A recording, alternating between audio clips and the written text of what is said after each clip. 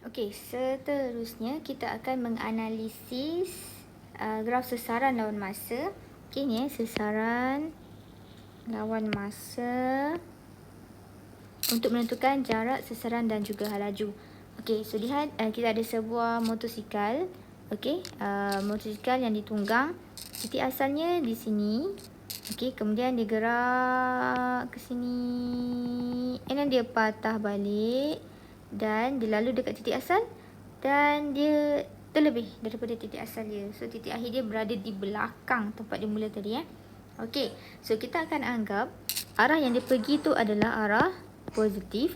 Dan bila dia patah balik tu, dia adalah arah negatif. Okey, so kita akan lihat graf. Okey, ni adalah graf sesaran melawan masa. Okey, so cuba lihat pergerakan daripada A ke B. Okey, pergerakan dari A ke B. So, kalau kita perhatikan dekat sini, A ni adalah kosong dan B adalah 100. So, apa yang berlaku dalam 5 saat yang pertama, okey, berlaku pertambahan sesaran ataupun senang cerita, dia berlaku pertambahan hal laju. Daripada 0, dia mengalami hal laju. So, macam mana kita nak tahu hal laju untuk sesaran lawan masa?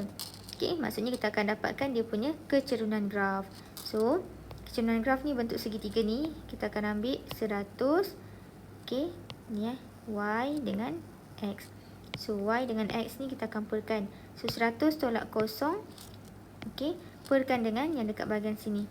5 tolakkan dengan kosong. Okey, so 100 bagi 5 kita akan dapat jawapan 20 meter per saat.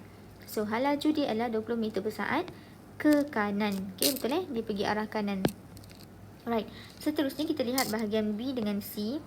Okey, sesaran dia 100 je. Maksudnya dia tak ke mana-mana. Dalam tempoh berapa saat?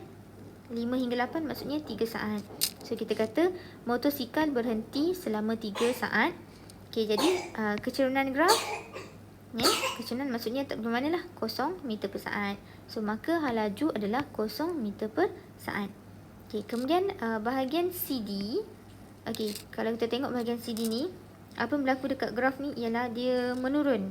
So, bayangkan sesaran tadi daripada 0 pergi kat 100. Sekarang ni 100 pergi dekat 0. Apa yang kita dapati bahawa okey, motosikal tersebut berpatah balik dan ditunggang kembali ke titik asal. Okey, dia kembali kepada 0 tadi. Okey, selama berapa saat? So, daripada 8 ke 12 maksudnya 4 saat. Okey, so nak cari hal laju, kita akan cari dia punya kecerunan graf. Right. So, tengok dekat sini 100 dengan 0 kan. So, ni dia punya Y, yang ni dia punya X. So, kalau nak dapatkan Y, kita kena ambil yang akhir tolak yang awal. So, akhir dia dekat 0 dan awal dia dekat 100. That is why dia bagi dekat kita penyelesaian dia 0 tolak 100 bahagikan dengan akhir dia 12, awal dia 8. So, 12 tolak 8. Kita akan dapat negatif 25 meter per saat. So, negatif ni kita bukannya nak kata dia punya hal laju tu berkurang tau. Tapi kita lebih kepada nak kata dia patah balik. Ni negatif ni. Okay, negatif tu maksudnya dia patah balik. Ataupun kita boleh kata hal laju dia adalah 25 ke kiri. So, dia bertentangan arah daripada yang tadi. Okay, seterusnya DE. Cikgu contoh habis dah. So, DE ni 2 saat. Apa yang berlaku ialah motosikal ni tak bergerak. Okay, dia tak bergerak. Dia statik je. So, dia berada dalam keadaan pegun di titik asal selama 2 saat. So, dia punya kecerunan adalah 0. Sebab dia landai macam ni landai je. Okay, dan last sekali bahagian EF. Daripada titik asal ni, dia ke belakang lagi, negatif lagi. Okay, so maksudnya dia ditunggang ke kiri sejauh 50 meter. So, tengok ni adalah 50 meter selama 6 saat. So, nak dapatkan kecerunan. Okay, asalnya kat sini, akhirnya di sini. So, kita ambil Y bahagikan dengan X. So, asal dia tadi 0, akhir dia 50 kan, negatif 50 kan. So, kita akan ambil akhir tolak awal. So, akhir dia negatif 50 tolakkan dengan 0 bahagikan dengan X dia tadi ni 20 dengan 14. So, 20 tolak 14. Okay, so kita akan dapat jawapan dia negatif 8.33 meter per saat. So, negatif ni maksudnya apa? Hal laju berkurang ke? Tidak. Dia bermaksud dia berpatah balik ataupun dia lagi ke kiri. Sebab tadi kita start dengan arah positif kan, kanan kan. So bila dia patah balik, kita akan anggap dia sebagai ke kiri dan arah dia negatif. Okay. Alright. So kita nak lihat berapakah jumlah jarak yang dilalui. Okay. Jumlah jarak ni daripada dia start kosong. Sekejap cikgu padam sikit. Dia macam dah serabut dah ni kan. Okay. Boleh dengar suara anak cikgu batuk-batuk kan. Baby baru 5 bulan dah batuk-batuk. Jangkit dengan abang dia.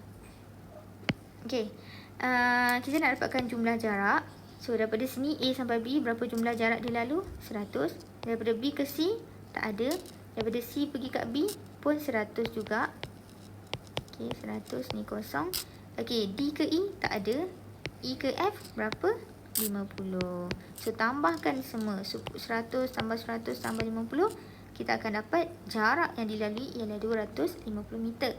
Okay, kalau sesaran ni kita akan kira macam mana? Okay, kalau sesaran sama tak jarak dengan sesaran? Tak sama kan? Okay, sesaran ni ialah kat mana dia start, kat mana dia stop. Okay, so kat sini kita boleh kita kira ni 100, ini 100, yang ni 50, betul? Okay, so ni 100 tambahkan dengan patah balik, maksudnya negatif 100. Kemudian patah balik lagi, tambahkan dengan negatif 50. So that's why kita dapat dalam bentuk macam ni. Dan kita dapati dia punya jumlah sesaran adalah sebanyak negatif 50 meter. Okay, why negatif 50?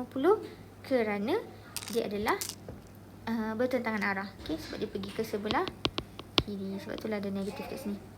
Okay, jelas Right, habis dia dapatkan jarak dan sesaran, kita nak cari laju purata. So kalau laju ni kita akan lihat kepada dia punya jarak. So jarak tadi 250 bahagikan dengan masa yang diambil 20 saat dekat dalam graf ni pun dah ada 20 saat. So bagikan dengan 20, dapatlah 12.5 meter per saat. Okey, manakala manakala laju purata pula, kita akan lihat sesaran.